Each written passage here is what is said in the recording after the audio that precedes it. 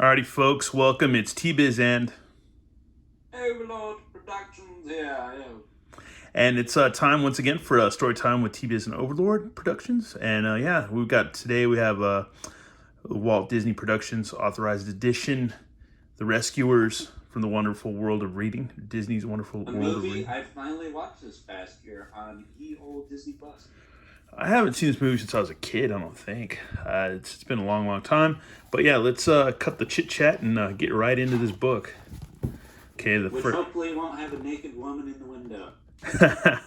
Those of you in the know exactly what I'm talking about. All right, the opening page, you just see it looks like an old steamship or something that's wrecked in a swamp, and there's it looks like a crocodile or alligator in the swamp peering at it. The bayous of Louisiana. And the title page, you see the little girl and her bear, and here's a swamp, and I think her name is Penny. Yeah, and then there's a bottle just floating in the water with a message in it. And here we go. Let's see, Rescue Aid Society. The Rescue Aid Society was having a meeting. Mice members had come from all over the world. We help anyone, anywhere, they all said. Someone needs our help now, said Chairman Mouse. We found a bottle in the river. There's a note in it. Bernard, the janitor, got the note out. So here we go. We got all. If you do a lot of doobie rolling, you'll wind up in a bottle down by the river. By the river. Good old Chris Farley. Anyways, the mice stood around the note. The paper was wet, so the words were hard to read. But Bianca was a very smart mouse. She read the note out loud. Dear Morningside Orphanage, I'm in terrible trouble. Please help. Penny. Oh, that poor little girl, said all the mice. Who will go and rescue Penny? Asked the chairman. I will, said Bianca. You can't go all by yourself, cried the chairman. Bianca thought a moment. I'll take Bernard with me, she said. We will make a great team. Bernard was surprised. Gosh, Miss Bianca, he said, thanks. And in the movie, she's on Mr. Bernard with a thick German accent. I wonder if it was Zsa Zsa Gabor that was the... Yep. There I go. Anyways, one for T-Biz. Anyways, here we go. Bernard and Bianca did not know where Penny was, but they did know where Morningside Orphanage was. They decided to go there. The night was dark and rainy. How could they get inside? As at last they found an open window. They stood on the window sill and peeked into the children's room. All the children were fast asleep. The rescuers crept inside to have a look around. Bianca pointed to a closet. Let's look in here, she whispered. I got a little mouse lantern. It's crazy. It's crazy stuff. Anyways. High tech for 1973 or whatever. Yeah. Inside the closet, the mice saw a big box full of Penny's things. But they did not see Rufus, the cat, sleeping beside the box. Now we're getting somewhere, said Bernard. At least we know Penny used to live here. Shh, said Bianca. Don't talk so loud. So there's a box of her stuff, Penny's things, yada, yada, yada. And here's some old-looking cat. Bianca was too late. All of a sudden, Rufus woke up. Bernard and Bianca got ready to run. You don't have to worry about me, said Rufus. I'm too old to chase after mice. We are looking for Penny, said Bianca. She said she is in terrible danger. Can you tell us where she is? Asked Bernard. I can relate, man. I'm too old to be chasing mice. Anyways, I'm the only one who knows where she is, said Rufus, but no one has ever asked me. Rufus told the mice how Penny disappeared. One night, a woman named Medusa had come to the orphanage with a man called Snoops. They kidnapped Penny. They said they were taking her to look for diamonds in the Devil's Bayou, said Rufus. Devil's Bayou, cried. Diamonds, you're the eyes of a cat in the black and blue. Look out! You better watch out, man. Look out. Anyways, Devil's Bayou, cried Bernard. How will we ever get there? Don't worry, darling, said Bianca. We'll fly. Early the next morning, Bernard and Bianca rushed to the airport. Captain Orville of Albatross Airlines was just coming in for a bumpy landing.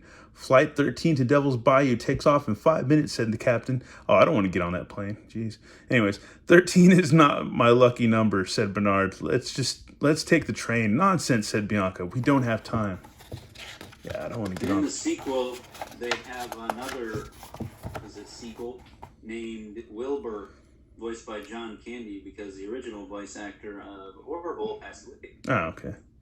Bernard and Bianca climbed aboard. Fasten your seatbelts, said the captain. Then Captain Orville began to run. Up, up, up they flew. I guess it's like Orville and the Wright brothers. Yeah, up they flew. I love flying, cried Bianca. Bernard did not love flying. He was scared, but he soon settled down for the long trip to Devil's Bayou. Yeah, they're riding in like a sardine can. It's kind of some cheap-ass airlines. Anyways, 2 days later, Snoops and Medusa were looking at their stolen jewels on an old boat in Devil's Bayou. We have enough diamonds already, Medusa, said Snoops. Let's get out of this creepy place.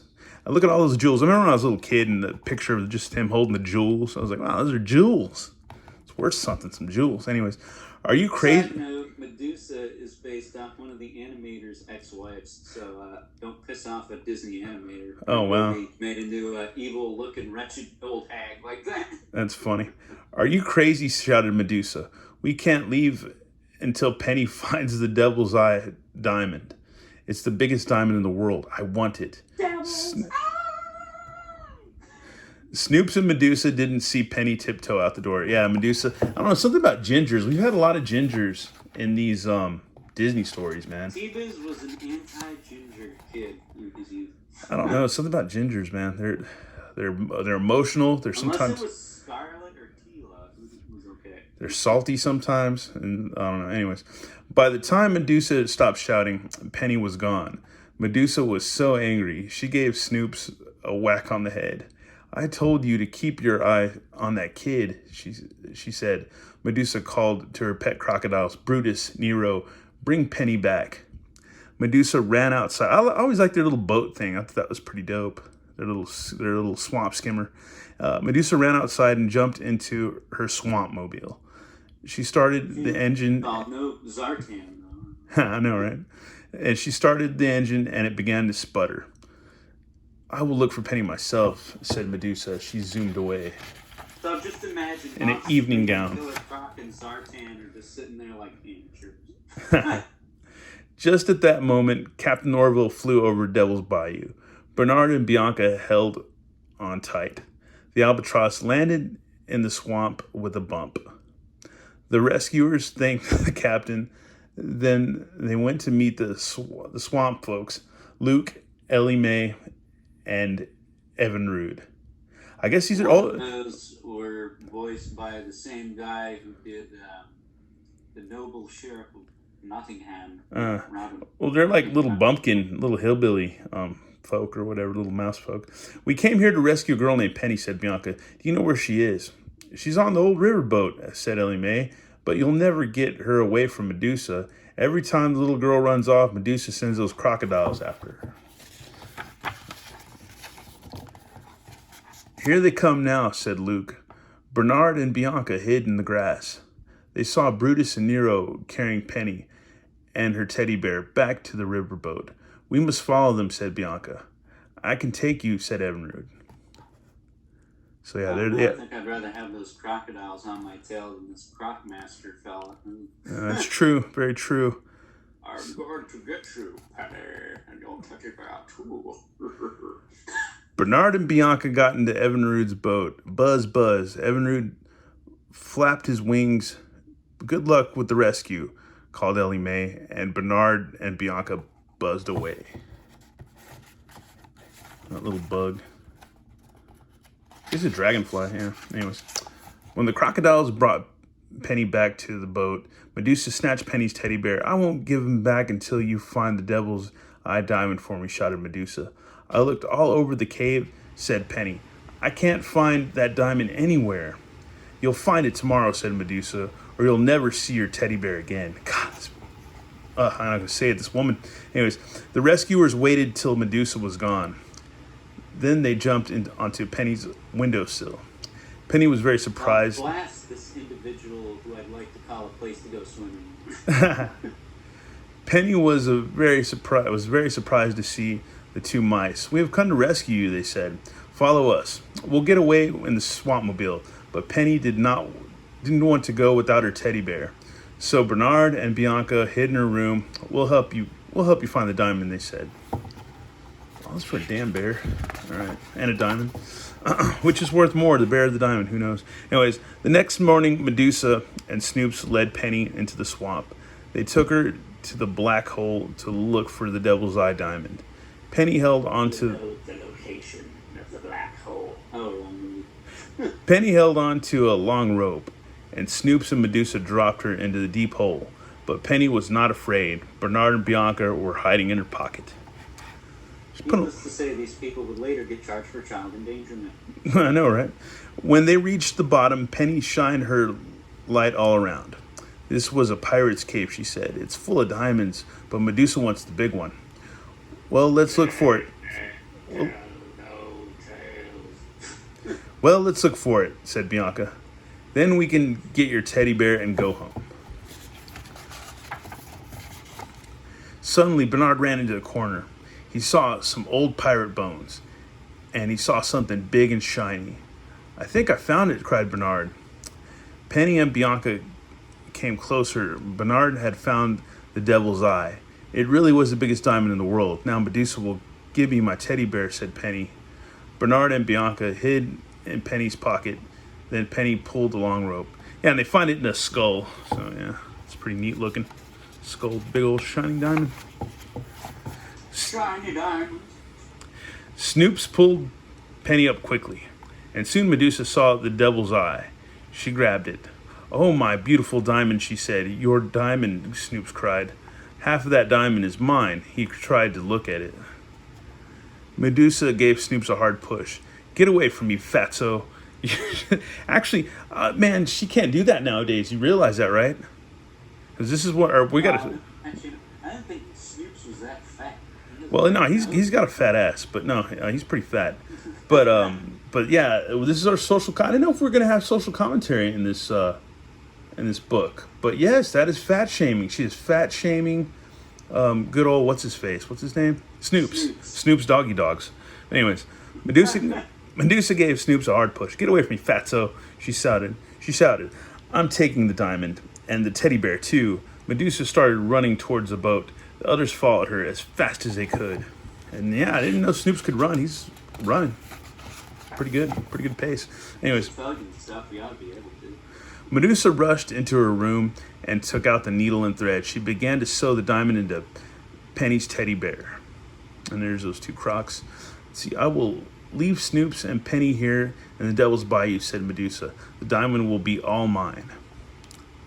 Just as Medusa had finished sewing, Snoops burst through the door. "Give me my half of that diamond," he said. Penny was right behind him. "Give me my teddy bear," she said. Medusa put the teddy bear under her arm and began to run.